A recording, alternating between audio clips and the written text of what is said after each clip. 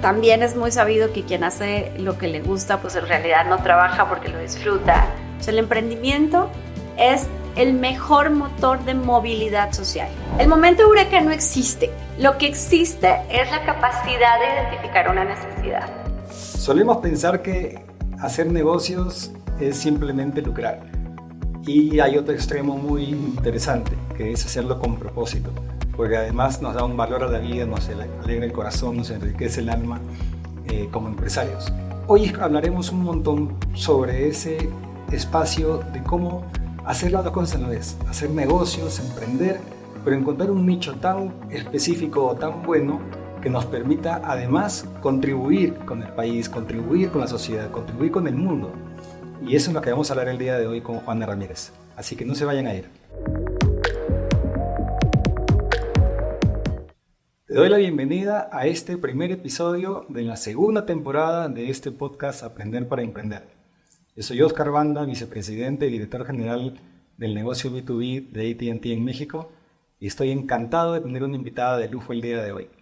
Juana, ¿cómo agradecerte tanto que hayas venido el día de hoy? Estamos contentísimos de que estés por aquí. Este es un espacio donde le contamos a los emprendedores cómo poder hacer las cosas de una manera distinta. Generalmente lo orientamos a tecnología, generalmente lo orientamos a digitalización, pero contigo tenemos la oportunidad de explorar, además de eso, porque tienes un frente tecnológico también importante en la empresa, cómo ver también el lado del emprendimiento con propósito. ¿Cómo sientes el tema de que tenga un propósito distinto? A mí, yo me quedé enganchado con tu manifiesto de Soin, casi parece un mantra. ¿Cómo te sientes respecto a hacer negocios con un propósito genuino y tan bonito? Pero primero, muchas gracias por la invitación y qué bien que te metiste. De hecho, el manifiesto de Soin le decimos el mantra en la empresa. Mira, primero hay que decir qué es propósito, ¿no? Porque se ha vuelto medio de moda y qué bueno, y ojalá más que moda sea una tendencia que llegue para quedarse. Propósito es perseguir un objetivo que es superior a tu propio bienestar o al de tus seres queridos, ¿no?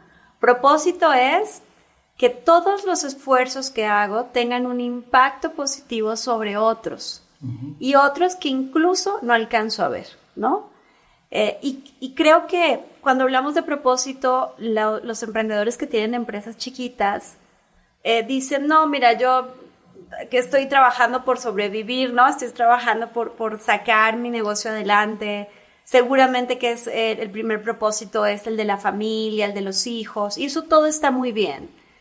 Pero a mí me gusta decirles que siempre hay una oportunidad, no importa cuál es el tamaño que tiene tu organización, siempre hay una oportunidad para preguntarse cómo puedo impactar positivamente la vida de otros, la vida de la comunidad en la que participo o del país en el que tengo actividad o de los países en los que tengo actividad.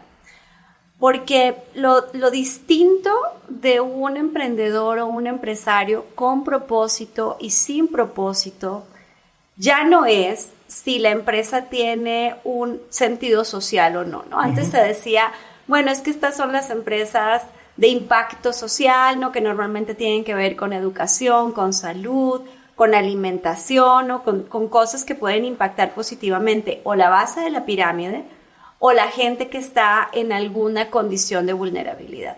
Pero hoy el sentido de propósito es mucho más amplio y entonces no importa en qué sector económico estemos, todas las organizaciones pueden elegir una causa y comprometerse con esa causa y trabajar permanentemente con esa causa. Que eso es todo lo contrario a comprar regalos para los niños del hospital pediátrico en Navidad, tomarte una selfie, subir las redes sociales y decir, mira qué bueno soy, ¿no? Son dos cosas completamente distintas. El propósito hace parte de tu esencia, hace parte de todos tus días, hace parte del objetivo común de la organización. Ahora, dicho lo anterior, cuando sí tienes la oportunidad de desarrollar una empresa que todos los días, que permanentemente, que su modelo de negocio está basado en hacer el bien, es que no hay fuente más bonita de felicidad que esa, ¿no?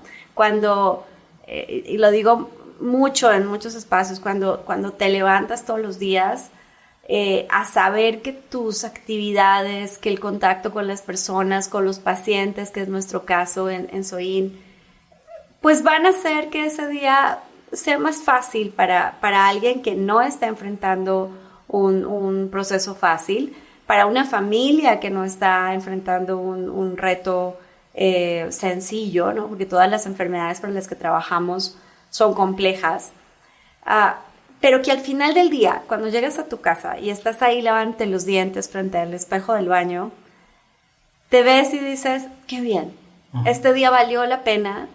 Y hay días que salen bien, otros que no tanto, pero de todas maneras es tan bonito lo que haces que te quieres levantar el otro día para volver a hacerlo, ¿no? Uh-huh.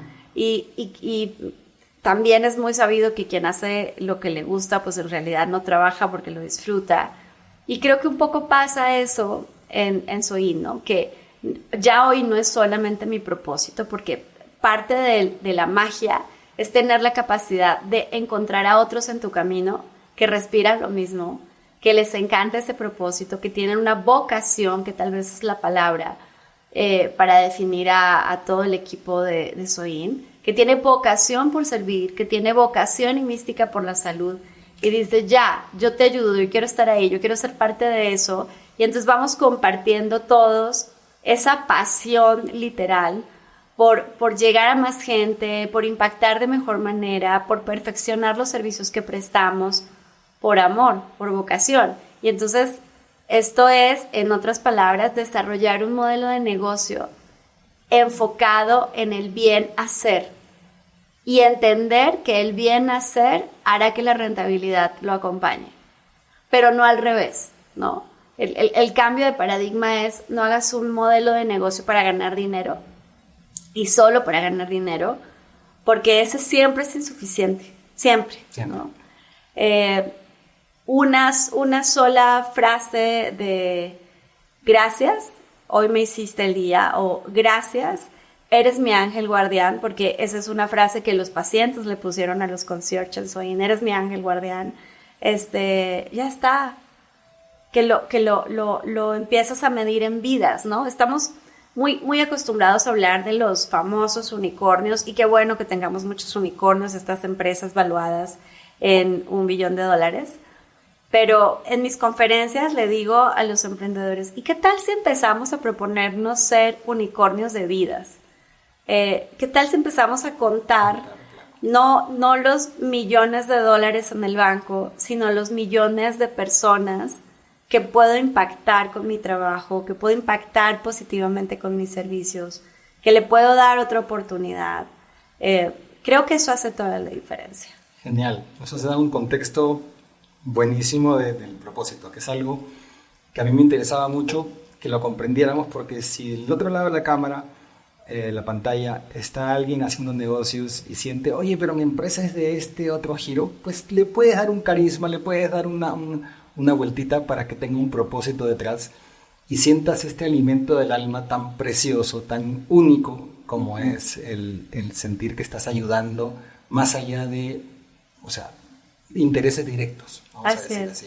Hay una frase un poquito paradójica y es que cuando agregas mucho valor, es que no lo puedes valorar, ¿sabes? No claro. Puedes ponerle a eso un precio porque estás agregando tanto valor a los demás, en nuestro caso a los pacientes, a los médicos, al ecosistema, que es invaluable, ¿sabes? Sí, buenísimo. Entonces, ya que hemos hablado de propósito, ahora déjenme contarles un poquito de Juana, para los que no la conozcan, y corrígeme si me equivoco. Juana nació en Colombia, creo que tienes como 17 años. 18. Sí. Ahí nos parecemos porque venimos de Sudamérica los dos, y enamorados de México los dos. Juana es psicóloga, tienes una maestría en México también. Ajá. Y después de pasar por una industria farmacéutica y de pasar por varios roles en torno a la salud, viste una oportunidad de negocio. Uh-huh. ¿Cómo fue ese momento de encontrar esta primera oportunidad de negocio? Entiendo que con tu hermano. Uh-huh. Y cómo diseñar ese core de negocio y los límites, porque estás al lado de la salud. Ajá. Que es algo muy técnico, muy científico, ¿no? ¿Cómo nos cuentas sobre eso? Mira, regresando al tema del propósito, yo creo que le tengo que dar gracias a la vida, a Dios, al universo, a lo que cada uno crea, porque es un regalo, de verdad, conocer tu propósito tan temprano en la vida. Y yo lo conocí en mi primer trabajo.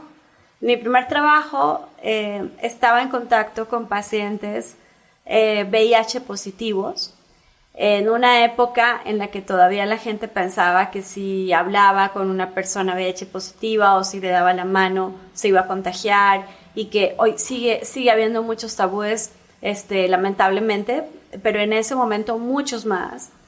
Y empezar a trabajar con pacientes que tienen un diagnóstico del que no se van a curar, ¿no? Y que son enfermedades, hoy ya se considera incluso VIH como una enfermedad crónica, no mortal, ¿no? Porque el paciente es probable que incluso muera de otra patología, pero la condición de VIH le va a obligar a tomar ciertas medicinas el resto de su vida, etc.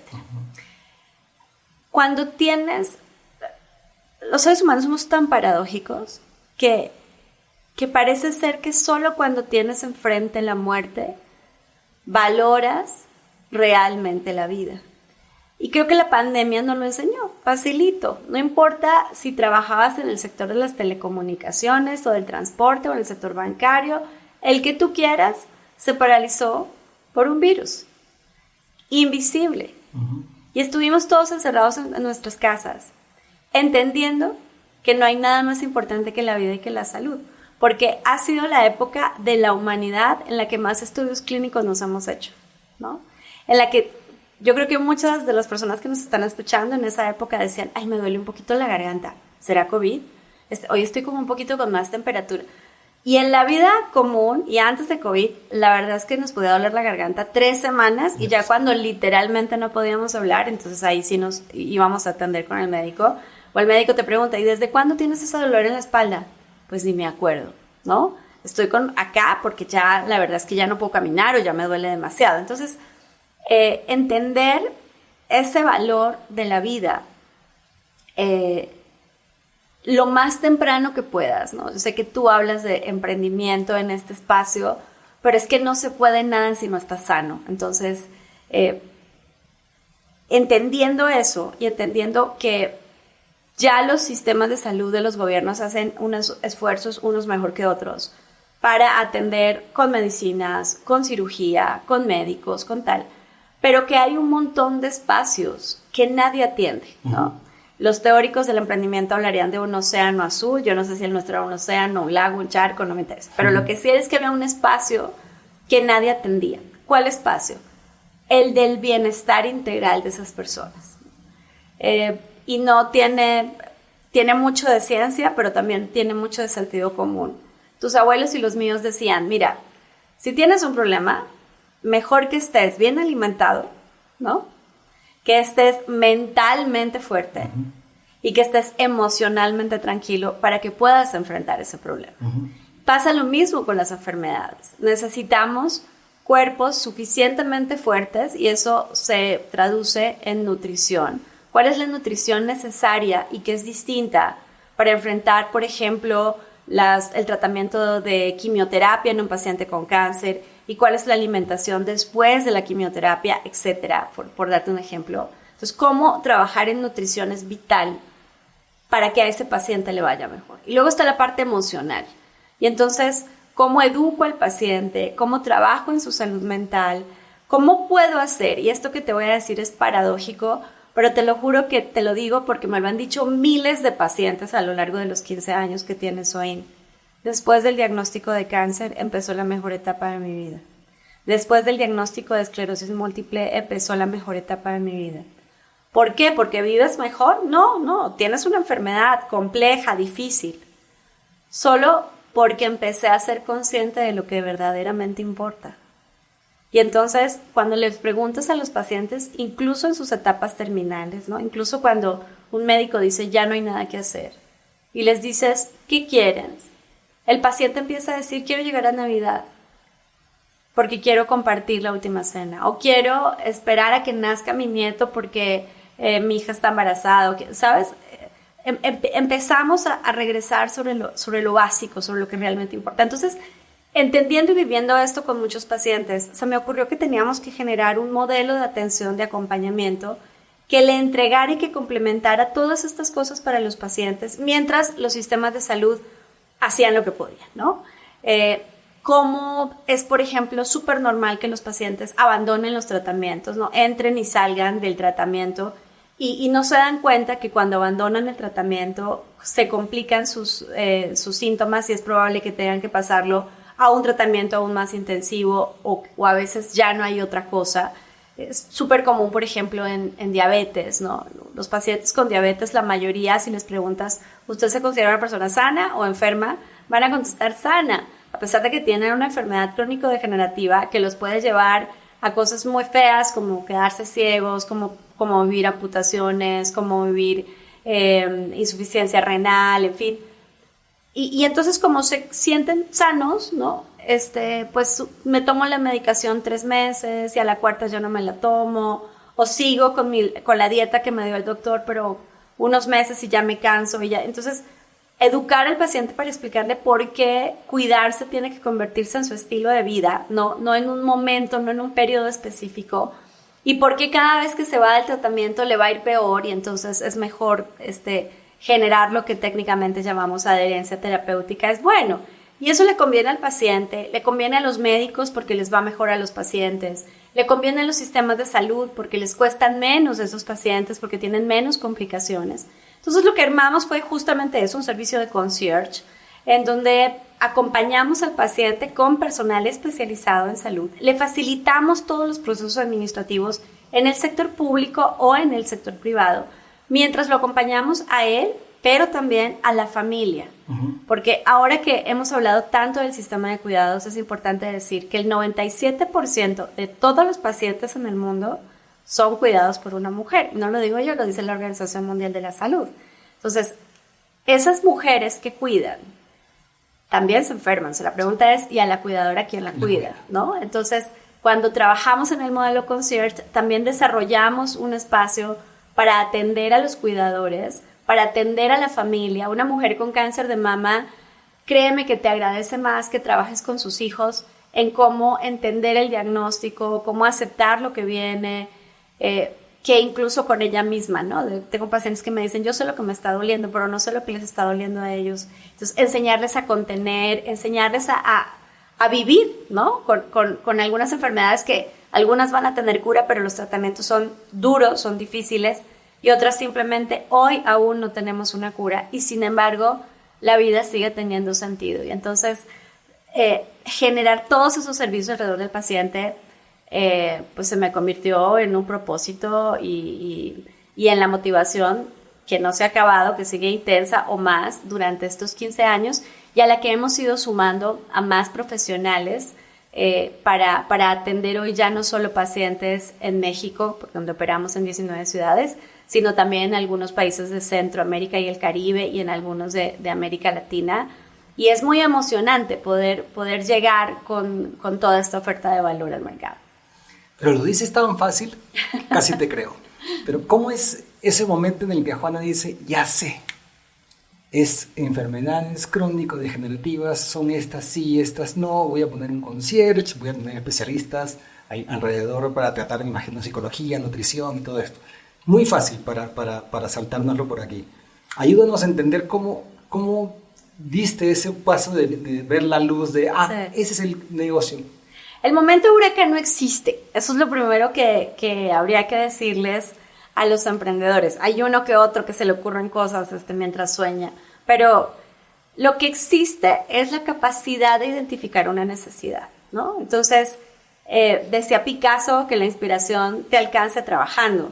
Entonces, cuando los emprendedores me dicen, es que yo quiero emprender en salud, les digo, mire, váyanse a la sala de urgencias de un hospital público que se les van a ocurrir un montón de ideas, ¿sabes? Porque hay que estar ahí en contacto con eso. Entonces, de mi trabajo con farmacéuticas, con aseguradoras, con hospitales que platicaste tú al comienzo, pues era fácil ver esas necesidades, esos espacios no atendidos. Mira, incluso en el sector privado, las pólizas de gastos médicos mayores en México no cubren servicios de psicología o de nutrición, no están dentro de las condiciones de póliza y son vitales para que a una persona le vaya mejor.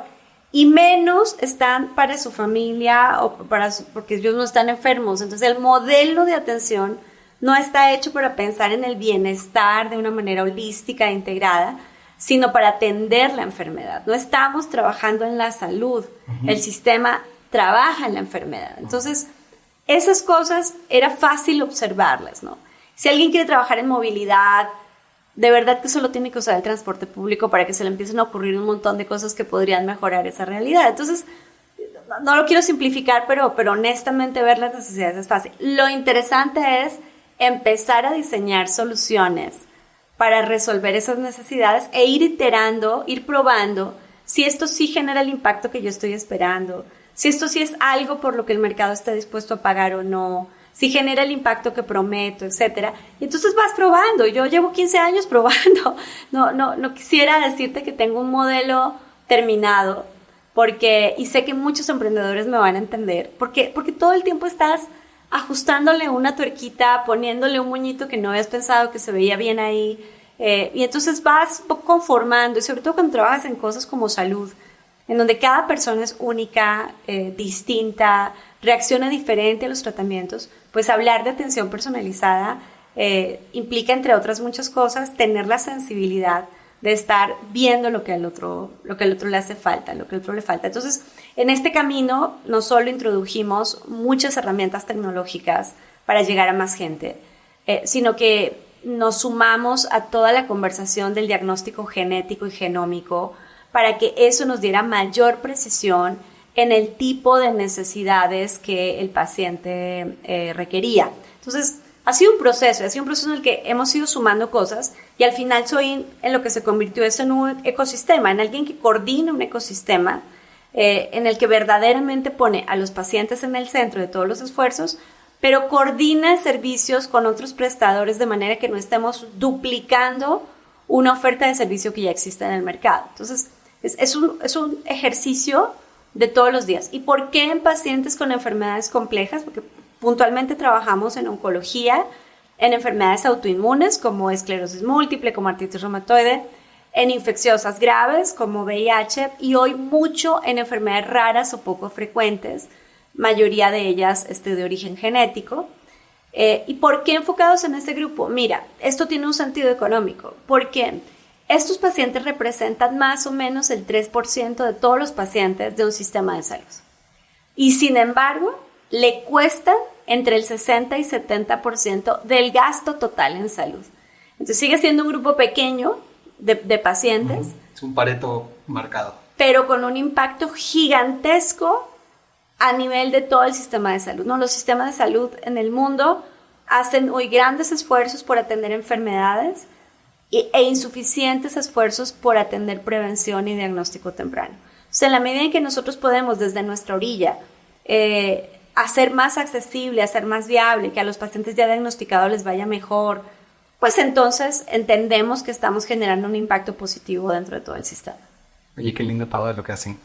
¿Y cómo manejar, ya que hablamos de salud, pacientes, no clientes? Algo muy particular. Además, pacientes que están enfrentando un riesgo real a la muerte. O sea, ¿cómo llevar eso a casa? ¿Cómo compenetrarse? ¿Cómo meterse al problema del cliente? Pero no tacharse, no quedarse enganchado al problema del cliente. Pienso en los colaboradores de Soin, pienso en ti. ¿Cómo llevar esa tranquilidad de hice lo mejor que pude y duermo tranquilo? Porque si yo no hubiera participado de esto no hubiera terminado peor. Sí. En la salud de la familia, en el sufrimiento, todo lo demás. ¿Cómo hacen esa maravilla de ayudar sin engancharse y hacer peor su calidad de vida, vamos a decir? Sí. Déjame hacerte un paréntesis que nos sirve para explicar esto que me estás preguntando, y es que el modelo de negocio de Grupo Soin implica que nunca le cobro a los pacientes que atiendo. Hay un tercero, este es un modelo B2B, hay un tercero que es una compañía de seguros o una institución o una compañía farmacéutica, la que está pagando los servicios que prestamos a los pacientes.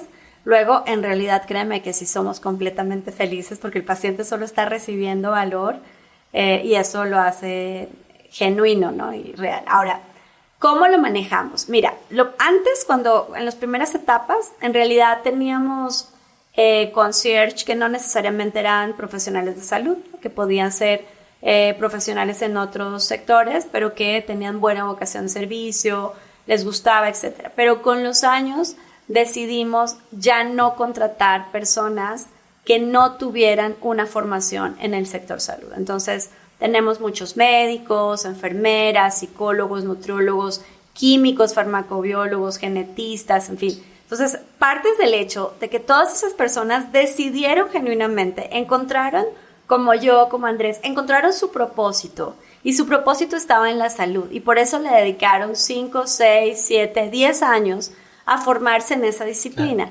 Y lo que les ofrece Soin es una forma distinta, innovadora, de ejercer su profesión. Entonces, ese es punto 1. O sea, cómo conectamos el propósito de nuestros colaboradores con el propósito de la organización. ¿Cómo lo hacemos? Enunciando claramente qué queremos, hacia dónde vamos, qué estamos dispuestos a poner en la mesa y qué no estamos dispuestos a negociar jamás. Y entonces los futuros colaboradores tienen la oportunidad de decidir si ese es el lugar en el que quieren estar. Luego, cuando ya estamos juntos, yo creo que el segundo elemento es la congruencia del discurso. O sea, si yo vengo aquí contigo y te cuento una historia y dices, wow, ¿no? Voy a dar una conferencia y entonces digo que en Soin lo más importante es la gente, pero la comunicación al interior de la organización no es esa, créenos que el numerito ya no existiría, ¿no? Porque la gente no es tonta, porque la gente necesita congruencia entre lo que escucha y lo que le están diciendo que haga todos los días. Entonces, hay una obsesión real por la impecabilidad y por la congruencia y por el compromiso con los pacientes. Entonces, somos una empresa que que toma la decisión de decirle no a un cliente, por ejemplo.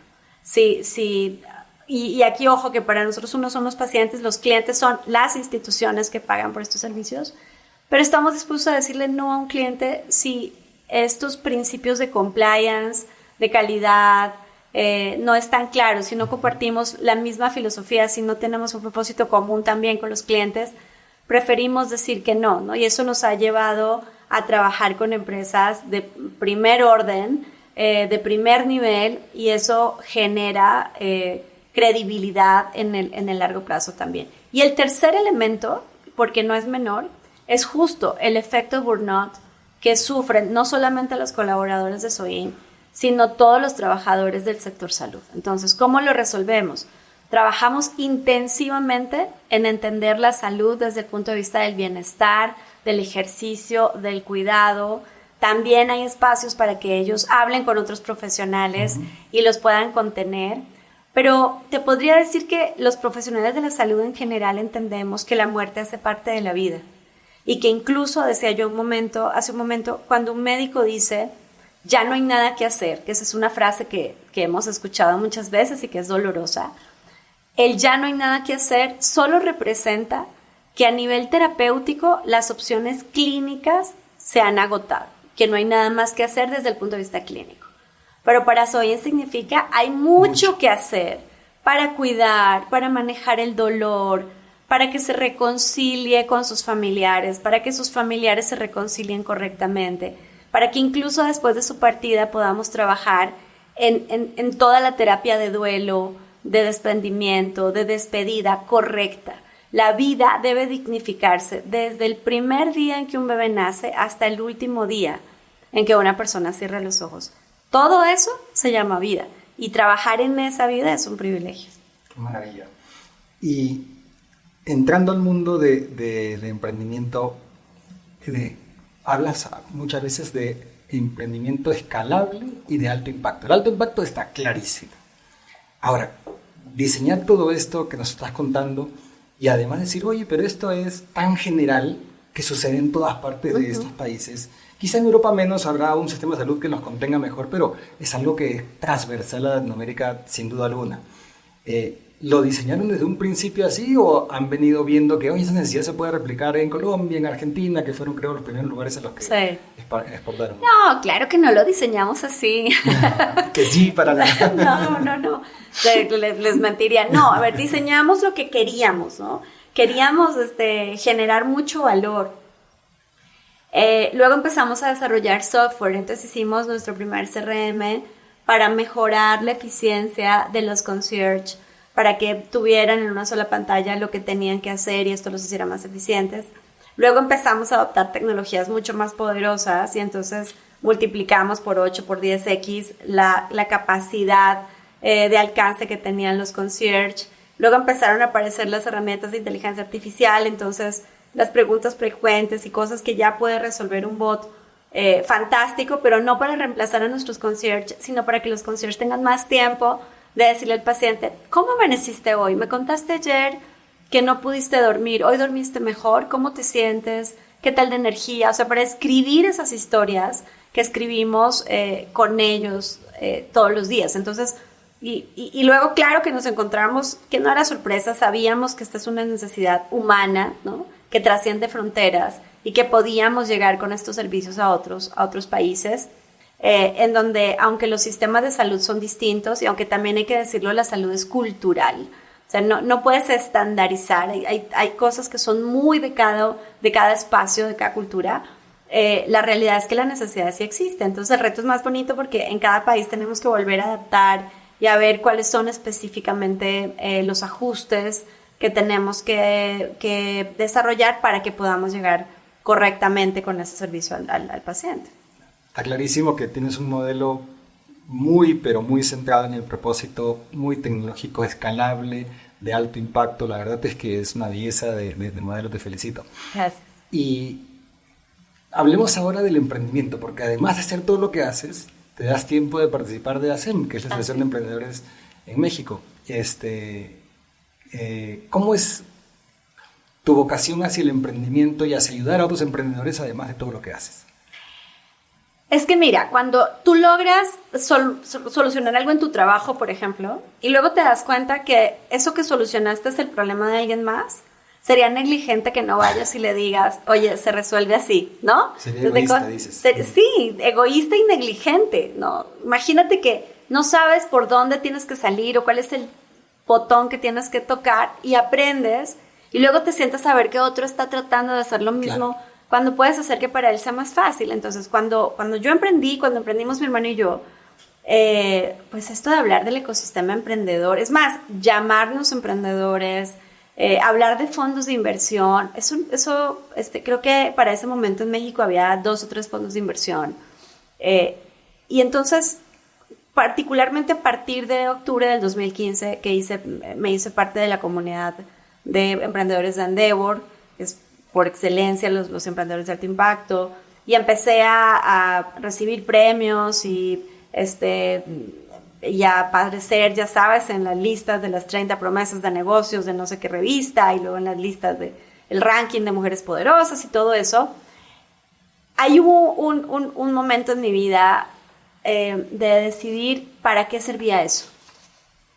Si eso servía para elevar tu egoteca, que está bien hacerla, porque hay días tan oscuros que uno necesita regresar y decir si puedo, entonces ves estas cosas. Ahí ves tu cartoncito. Sí, eso ayuda, pero solo para inflar la egoteca, para hacerte publicidad o para algo más.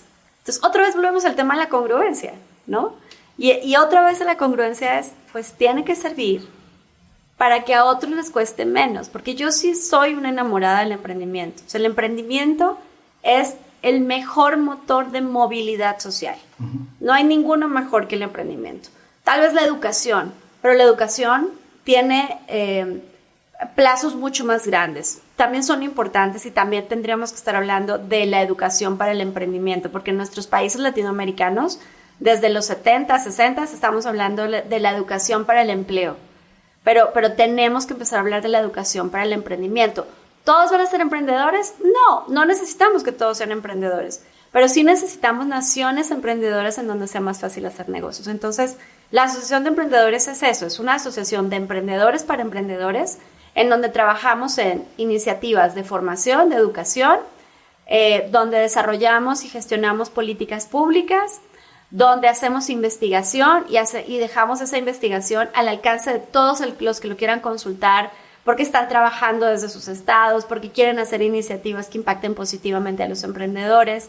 Y si consideramos que al menos en México, y no es distinto en el resto de América Latina, más del 80% de los empleos formales que generan nuestros países dependen de las micro, pequeñas y medianas empresas, que más del 40% del Producto Interno Bruto de la región depende de esas mismas empresas, que es mucho más probable que un emprendedor pueda cambiar la calidad de vida personal y la de su familia a que lo haga un obrero, un trabajador. Entonces, tenemos una obligación histórica enorme para hacer que América Latina sea una región de pujanza, de desarrollo y de mejora, porque además es importante decir, regresando y conectando con el propósito, que es muy frecuente encontrar emprendedores sociales en América Latina que se enamoraron de un problema como yo, ¿no? Se enamoraron del problema de la salud o de la desnutrición o del acceso a agua potable o del acceso a vivienda y han desarrollado modelos de negocio que son escalables, rentables, pero que además cambian la vida de las personas. Buenísimo, buenísimo. Les recomiendo a todos que le echen una mirada a un documento que a mí me encanta, es nuestra fuente de consulta para muchas cosas, que es la radiografía del emprendimiento en México, que sacan cada año en ASEM. Es un placer leerlo porque tiene un nivel de detalle que te dice qué están sintiendo, qué están pensando, y debería ser la guía de consulta de las entidades públicas y de los que queremos participar en el ecosistema de apoyar a las pymes. Y además que si no la quieren leer, está con dibujitos. Sí, está con infografía. Hay una infografía muy bien hecha también para ver qué es lo que pasa, cómo funciona por estados. Hemos trabajado intensivamente en la radiografía del emprendimiento y en la radiografía del emprendimiento de edición mujeres, porque también allí hay necesidades específicas. Tema importante. Y sé que además tú eres una apasionada del tema del emprendimiento femenino. Cuéntanos algo sobre eso. Es que otra vez, ¿no? Ya tienes la responsabilidad de tener un micrófono enfrente o salir en una revista o hablar en un espacio político o empresarial y entonces vas entendiendo que te convertiste en un role model y otra vez, ¿para qué? ¿No? Pues para servir a los demás. Y entonces, impulsar el emprendimiento femenino, ¿por qué sí? Pues porque las mujeres, 63%, hablando de la radiografía, 63% de las empresas fundadas por mujeres tienen impacto social, para empezar.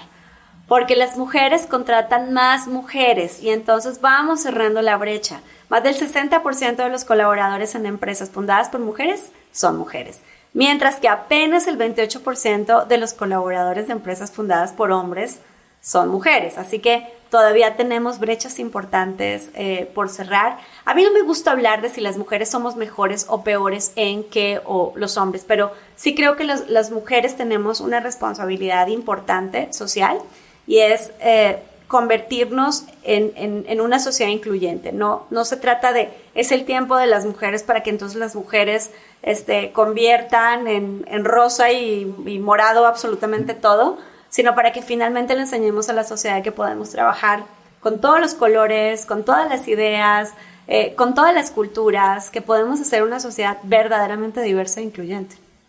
Nos provoca quedarnos todo el día, tenemos tantos temas bonitos además de los cuales hablar, pero antes de irnos a unas preguntas que nos han propuesto como dinámica de cierre, ¿cómo es un mal día de Juana? Que alguno debe haber, ¿no? ¿Qué haces cuando el emprendedor? ¿Qué le recomiendas que nos compartes de tu experiencia de un mal día? Ese día en el que no salió todo o no pudiste cerrar ese buen sabor de boca. ¿Cómo te liberas de ese? Sí, es que bueno que lo dices, porque las redes sociales le hacen creer a la gente que todos los días son maravillosos y eso no es cierto. ¿Cómo es un mal día? Yo me permito sentir y soy emotiva y si me duele lloro y si me duele mucho lloro más, ¿no? Pero después hay que lavarse la cara y volverse a levantar. Los malos días son días muy reflexivos, debe tener algo que ver que sea psicóloga, que lleve muchos años en terapia por otras razones. Y entonces siempre estoy tratando de entender qué fue lo que no vi, qué fue lo que no hice, o qué fue lo que hice mal, y cómo tendría que ser la siguiente vez. Ya en esta etapa de mi vida, honestamente, tengo la certeza de que todo pasa, que mañana tendré otras ganas, otro ánimo. Hago ejercicio sí o sí, y eso es parte del seguro de vida. o duermes mejor, no tienes tanta angustia. Y la otra es regreso otra vez, cuando estás siendo congruente con lo que haces. Claro que tienes momentos de fracaso, tienes puertas que se cierran, pero lo estás haciendo en un entorno de seguridad, no sé si me hago entender, sí. Donde las cosas están bien hechas. Sí. Y cuando las cosas están bien hechas, siempre va a salir bien de todas maneras, ¿sabes? Sí. Dicen que lo correcto es un deber, un placer y un honor, ¿no? Así Sabes es. que es lo correcto, tú lo sabes. Ya está, unas veces va a salir bien, otras mal, pero estás haciendo lo que toca. ¿Y ya? Buenísimo. Ojalá que pudiéramos todos tomar esas reflexiones y aplicarlas en el día a día.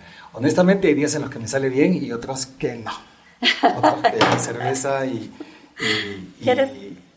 encerrarme en silencio a leer es mi terapia, pero sí, lo mejor es volver al ¿por qué estoy haciendo esto? Y si hoy día ha salido mal, mañana salga bien. ¿Sabes que dijiste algo muy importante? Hay que darse un momento de silencio. El tuyo, decías hace un minuto, leyendo, ¿no? El mío, reflexionando. Habrá quien puede meditar, habrá quien necesita ponerse los audífonos y salir a correr, pero un minuto de silencio. Ese espacio de silencio que no nos damos es una fuente inagotable de errores. Así que es mejor tiempo fuera, y funciona también con la pareja, con los amigos, con todo. Sí. Tiempo fuera y reflexionar para volver a arrancar. Sí, buenísimo. A ver, Juana, te vamos a someter a este mini quiz rapidísimo. A ver. Un personaje que te inspira. Los pacientes. Ya. ¿Alguno en particular que recuerdes? Sí, el primero, un paciente VIH positivo en Bogotá que me dio un RAI un día después de atenderlo, y su conversación creo que fue una gran fuente de inspiración para hacer lo que hacemos. Hago un paréntesis aquí. Tu libro. 11 pacientes con 11 historias. Guerreros, historias de guerreros. Sí, historias de guerreros. Cuéntanos un poquito brevemente para que la gente se anime a darle una leída. Historias de guerreros es el primer libro de mi fundación. O sea, tenemos, además de la empresa, tenemos una fundación, que es la Fundación Guerreros, que se dedica a atender pacientes con estas enfermedades en condición de vulnerabilidad. Pues para ellos trabajamos para darles medicamentos, prótesis, apoyarlos en cirugías en hospitales públicos. Y entonces, historias de guerreros son estas primeras historias, algunas historias que contamos, que bien te documentaste, y son una forma a través de sus historias de entender lo que de verdad vale la pena en la vida. Qué maravilloso ver a alguien que está pasando por un momento tan crítico, cómo saca esa energía. Sí. Yo tengo la no sé si buena costumbre, o suelo ir al INCAM, al Hospital del Cáncer ahí en Tlalpan a donar plaquetas. No hay energía más bonita que ver a un paciente que se está curando, que está peleando con los dientes y con las uñas aferrados a la vida para sacar adelante con lo mejor que tiene, que es su ganas de vivir. Así es. Y sea pobre, sea rico, igual pasa por el cáncer, no distingue nada de esto. Pero mira, acabas de responder la pregunta que me hiciste. Mucha gente me dice, pero debe ser muy difícil trabajar con gente pues que se está enfrentando a la muerte, y qué pesado. Y yo les digo, créeme, de verdad, que no es pesado, es un privilegio, porque te recuerda todos los días de tu vida lo que realmente importa. Es un privilegio acompañar a esas personas en ese momento tan radical de su vida. No estoy diciendo que sea fácil, pero créeme que sí es bonito. Sí, la verdad que es algo que le recomiendo a todos que busquen esa fuente de inspiración, esa fuente de energía, y además ayudan, que está todo por todos lados bien. Cortitas, ¿persistencia o adaptabilidad? Persistencia. ¿Planificación o instinto? Ya me la sé. Instinto. ¿Experiencia o educación? Educación. Pues sí. Muchas gracias, Juana. De verdad que ha sido inspirador, enriquecedor, aleccionador. Creo que todos estarán del otro lado de la pantalla compartiendo que hay toda una historia muy redonda y muy compleja. Yo, cuando algo me gusta, me voy pues a ver mucho. Y te he visto en entrevistas y te he leído de documentos de hace 10 años. Y tú usaste la palabra congruencia para guiar al equipo en que siempre hacemos lo correcto, ¿no? Este mensaje con una compañía con 15 años, que mantenga esto, que le esté haciendo siempre esto que se llama el fine tuning, ¿no? Los arreglitos para customizar, tropicalizar en cada país, siempre vivir en torno al propósito, meter tecnología, digitalización, nos has hablado inclusive de inteligencia artificial, nos podríamos quedar horas, pero te agradecemos muchísimo que hayas venido a inspirarnos este día y alegrarnos esta mañana aquí en el podcast de AT&T Aprender para Emprender. Es un placer. A todos los que están pensando en emprender, sí, háganlo, láncense, mójense, échense al agua, no le tengan miedo al fracaso. Fracasar significa que se están moviendo, que lo están intentando y que ya saben por dónde no, entonces la siguiente seguramente que sí lo van a lograr. Y a los que ya están en este mundo del emprendimiento, ánimo. En efecto, como platicamos hoy, no todos los días son luminosos y maravillosos, pero definitivamente todos los días de tu vida valen la pena. Así que un abrazo para todos y muchas gracias por este espacio. Muchas gracias a ti. Y aquí continuaremos trayendo historias que nos puedan ayudar a enriquecer. Yo les quiero dejar una frase final que me dijo alguien que yo quiero y valoro muchísimo. El dinero es la forma en la que el universo aplaude tu éxito y hacer lo correcto.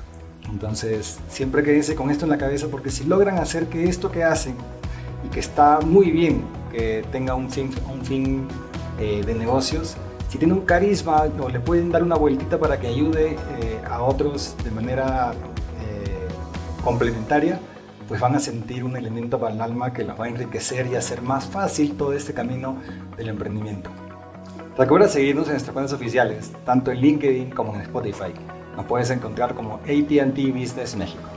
Muchas gracias.